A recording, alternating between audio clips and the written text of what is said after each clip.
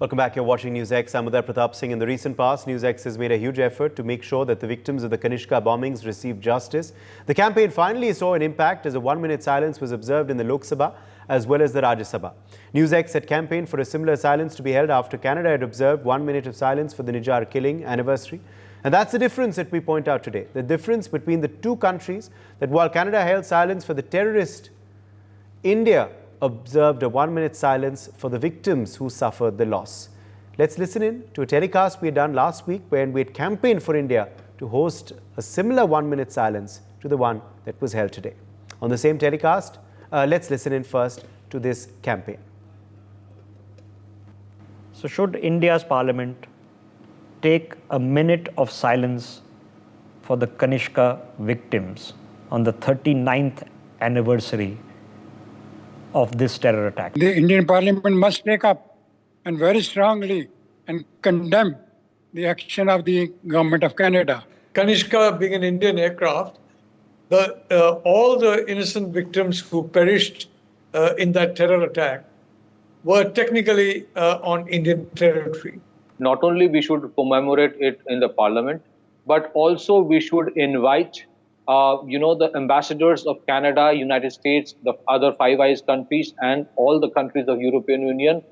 Ireland में AI-182 Kanishka में विस्फोटक के कारण 329 निर्दोष लोगों ने अपनी जान गंवाई थी, जबकि जापान में ऐसी एक और बड़ी तबाही टल गई, लेकिन इसमें भी 2 अन्य लोगों की मृत्यु हो गई। ये घटनाएं इस बात का स्मरण कराती है कि विश्व को आतंकवाद और हिंसक चरमपंथ के प्रति शून्य सहिष्णुता क्यों बरतनी चाहिए। इसे किसी प्रकार से क्षमा नहीं किया जा सकता, न ही न्यायोचित ठहराया जा सकता। अब ये सभा दिवंगत आत्माओं की स्मृति में कुछ देर मौन रहेगी।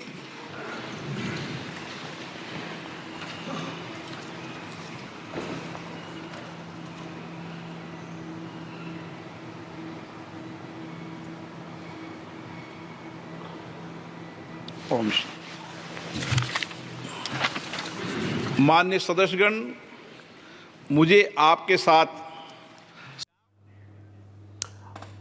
On the same telecast, C.S. Malhotra, who sat with us and said justice has not in fact been served, also spoke out. This is his justice now today. Malhotra ji, have you seen justice and closure 39 years later? No, nothing, never. Ambassador Pradeep Kapoor, a former diplomat, is joining us live. We also have Madhav Nalapat, editorial director of the Sunday Guardian, live with us. Surinder Singh Lali, international affairs expert, is also joining us live. Professor Nalapat, let me bring you in here. This is a clear NewsX impact. You were there on that show when we had petitioned for a minute's silence to be held in our Indian Parliament, similar to the one that was done in Canada. And it's been done. Both houses today observing a minute's silence for the victims of the Kanishka bombings. Your reaction, sir? Say that it was a very welcome move by Parliament, and as you correctly said, it was a move to honor the victims of terrorism, not as took place in the Canadian Parliament recently, to honor the perpetrators of terrorism. And Uday, the unforgivable the thing about the entire Kanishka episode, in which 329 people lost their lives, technically all in Indian territory, was that from almost the beginning, it was an open and shut case. It was clear who was behind the bombing. The linkages were clear, and the evidence was there. And yet, no action was taken by Canadian authorities. And I'm sorry to say, successive governments in India essentially failed to ensure that the Canadian authorities were at least awakened to the need to take action.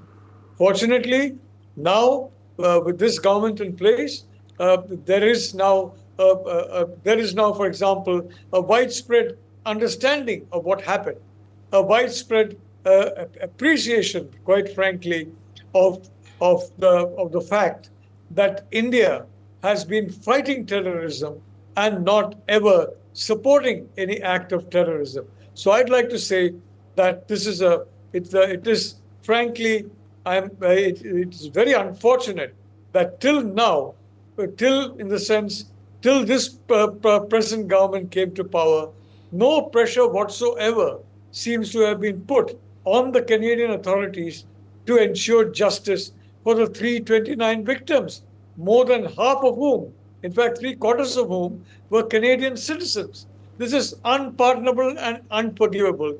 And that pattern of behavior is getting repeated, and repeated by Canada, as most recently seen in this absurd moment of 1 minute silence for what is in the memory of what is admittedly an individual who was perpetrating and active in facilitating the worst acts of terror. That's the difference today.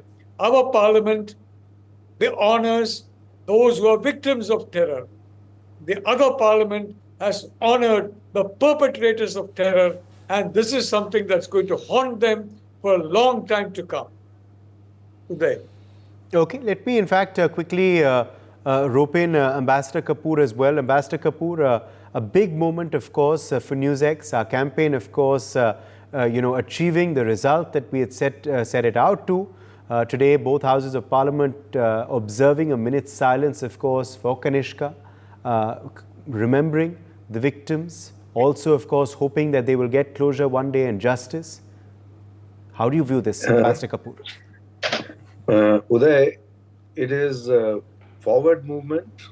It is an important step, but it is not the end. It is not the closure. There's still a very long way to go. And thank you to NewsX and all the team at NewsX for bringing it up regularly in so many discussions in which I've also participated. Thank you for inviting me to those discussions. I've been insisting that this is one of the first steps that is required, that the Parliament of India has to honor the victims. And also, there are other steps which have to be taken thereafter, which are memorials have to be built in India, in places like Delhi, Bombay, or wherever the victims were associated with. And besides the memorials in Canada, other memorials are also required. I think there's a memorial in Ireland, probably in London is required, and maybe in Japan also, in view of the attempted bombing there also, where 2 people died. So once you have memorials there, and then you institute an annual remembrance day for the people who died in these blasts, and then it becomes a part of living memory. There is discussion on this, and then there is, sort of actions to be taken. People have to react to it. You cannot just put it away in the dustbin of history that, yes, these acts happened and now we'll forget about them and we'll go ahead. So it's a very important step, and people have to talk about it, people have to write about it, people have to think about it, and people have to see how these steps can be prevented in the future. Uday. Yes. Let me take that, of course, to Surinder Singh Lalli as well. Surinder Singh Lalli, your first comment to this NewsX impact, to the silence today observed by Parliament, by both houses, and the impact this will have really on the campaign for justice. Uday, many congratulations not only to NewsX for this campaign, but also allowing the likes of me, a turban Sikh who in no way identifies with the ideologies of this K clan, as I wish to call it, because I don't even wish to dignify them with the word. And they're all, individuals who are all involved in all sorts of nefarious activities in Canada and use this, the bogey of free speech in these Western economies, which they use for their own geopolitical interest. And so thank you, NewsX, for allowing me the space to share with the world that as a turban Sikh, we're very happy living in India. We're very happy living the Indian dream. And we in no way do identify with these rogue elements. They are only speaking for themselves. And, that's it. Uday, but I still come with you on a heavier heart because, 4 houses away from us, there was a Sharma family. and his brother, who used to come every year to visit. And unfortunately, all four of them were in that flight. It was G.N. Sharma and family. So Uday, even if after 39 years, it has left an impact on me that I'm trying to unload myself on through your channel. Because my father came back and said something very profound. He says, at the prayer meeting, I did not feel good wearing a turban. Not that anybody said anything at the prayer meeting, but we all have a conscience of our own. And what they did was the worst act. And I don't know if I want to use September 11 as a scale. I don't care. It was the worst act in human history, where as if now nothing has happened. And Uday, there were 84 children on that flight.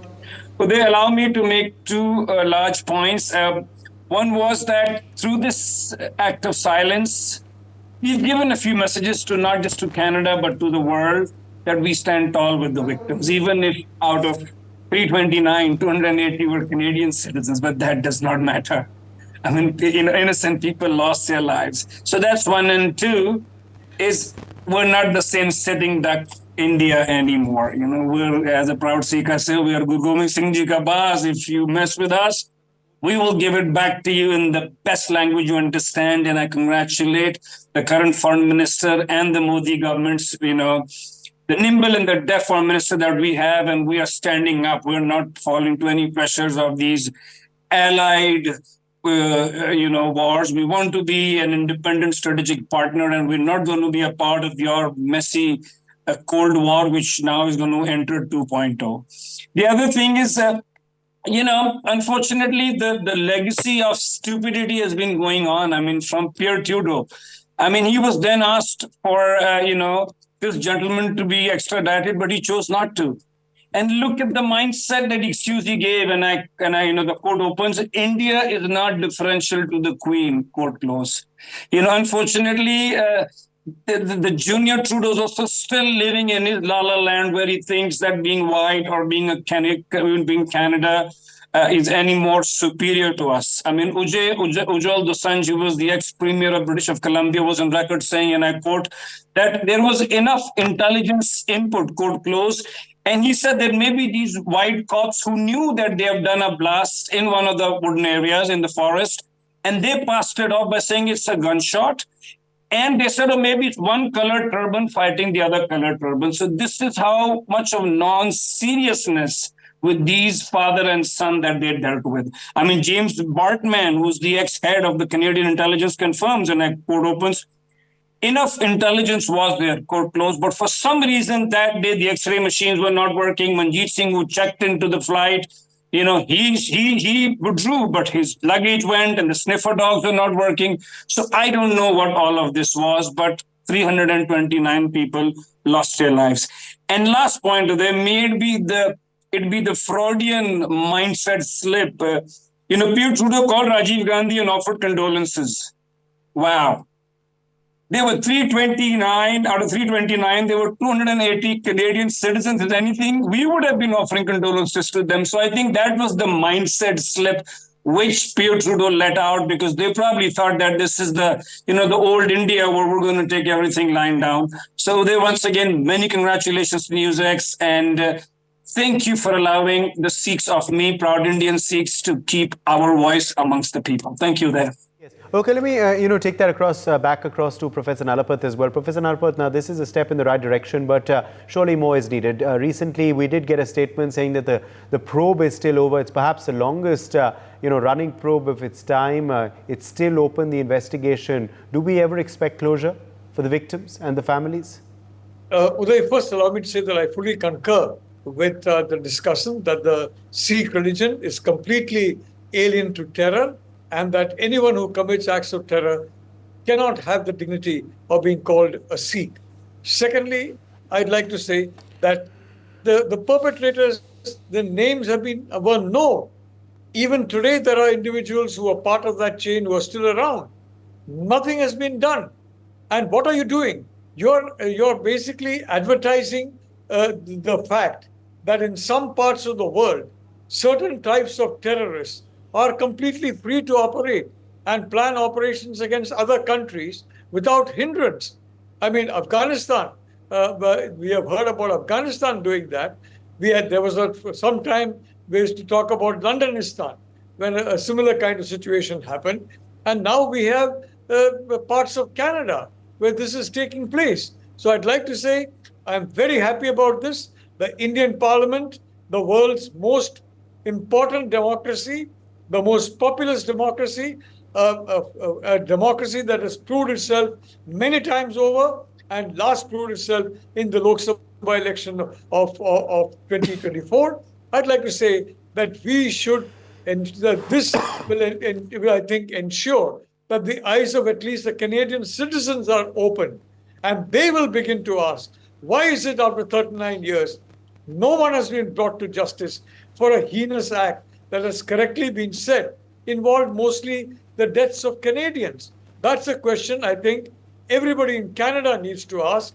And I think that's a dialogue that will be started in Canada, I'm sure, so long as that dialogue is continued in India, and given the vigor with which this particular terrible incident is being looked at by the current government, I'm very certain that that time is going to come, although it may come after Justin Trudeau is no longer Prime Minister. Uday. Okay, let me take that across to to Ambassador Kapoor as well. Ambassador Kapoor, what made it also very unfortunate for the victims was that this was just lip service. There was no mention of the perpetrators of this attack. There was no high-ranking officials at the memorial services that took place in Canada for the Kanishka victims. And this happened, this commemoration in the Canadian Parliament so soon after they also commemorated an individual like Hardeep Singh Nijjar. Was this salt in the wounds of the victims' families? What is the intention of the Canadian government?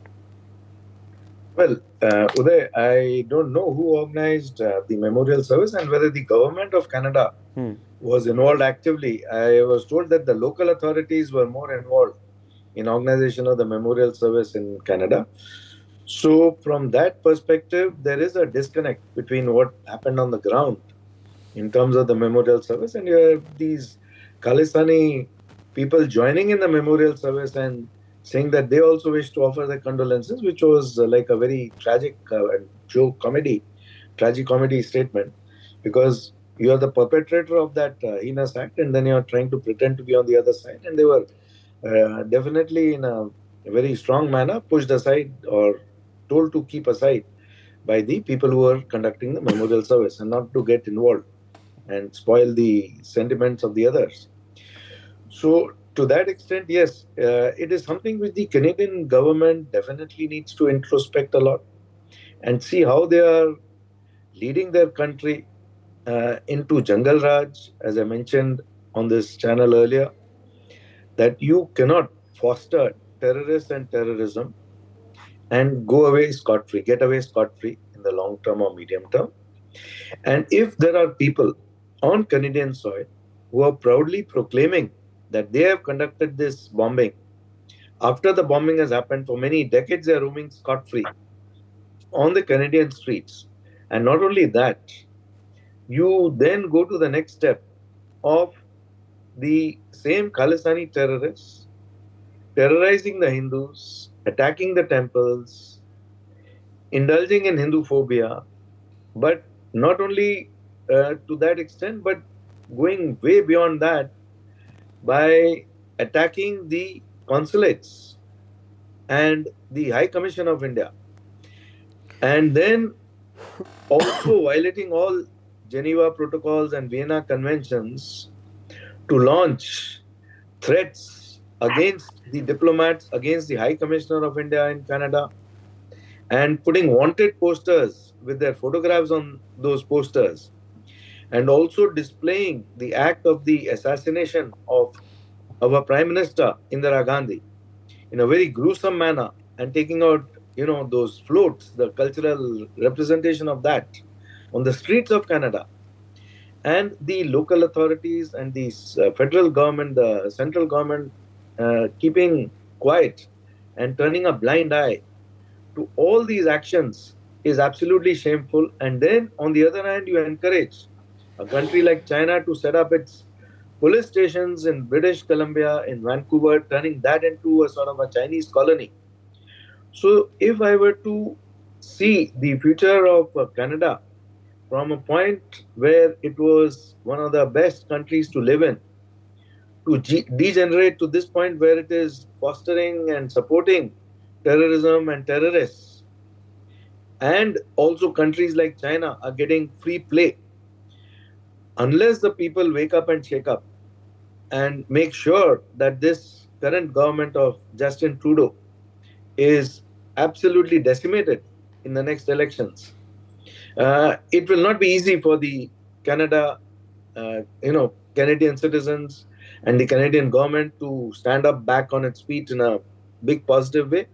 Because if you see the Indian diaspora, the Bharatiya diaspora in Canada, it is one of the very important diasporas in the whole country.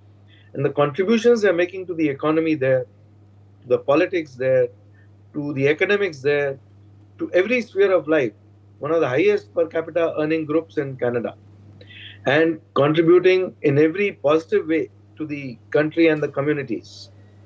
And also, there are these rogue elements which have been mentioned earlier by our distinguished panelists. But if you ignore that, if you put aside that component, not ignore it, but put it aside, the rest of the community is absolutely law-abiding, absolutely honorable community, absolutely with great values, family values. So they are like a model community, except for these rogue elements. So for Canada to understand and respect what this community brings to the country, and to let the others know that this is a sort of model community that we appreciate and we want.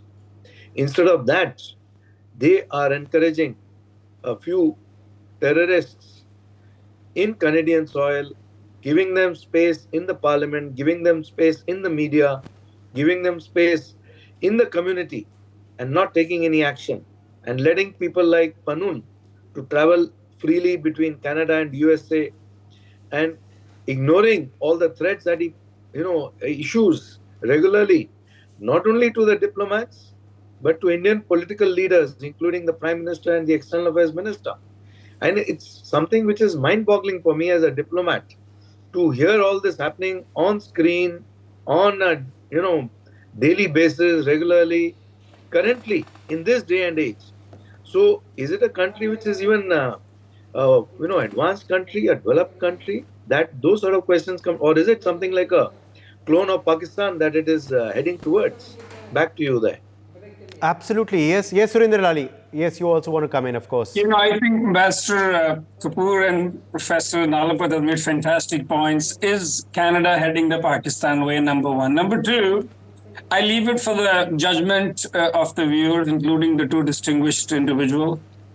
If Pannu makes a statement against Air India is a star alliance which has another 25 or 26 airlines in it, which includes Swissair, Singapore, and not to mention an American airline too. So why is the American, law enforcement conveniently quiet on it? Is Justin Trudeau a wingman to something far between the deep state of his southern neighbor is up to?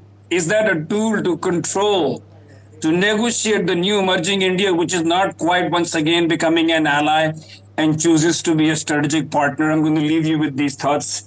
And what Professor Nalapat said, I think that could be good news, because in Canada, the Toronto St. Paul's just had an election in which after 30 years, the Liberal Party miserably lost. I mean, it is an election like the BJP would, losing Vadodara, or how the Gandhis lost from their bastions. So I have a feeling that this Trudeau gentleman has the lowest approval ratings and he could be out the door, but by the fact that the support for Niger for 2 minutes of silence was bipartisan, so I don't know how much the opposition would come in to be beholden to the K lobby, because end of the day for a politician, money matters a lot, and in these economies it matters more than anything else.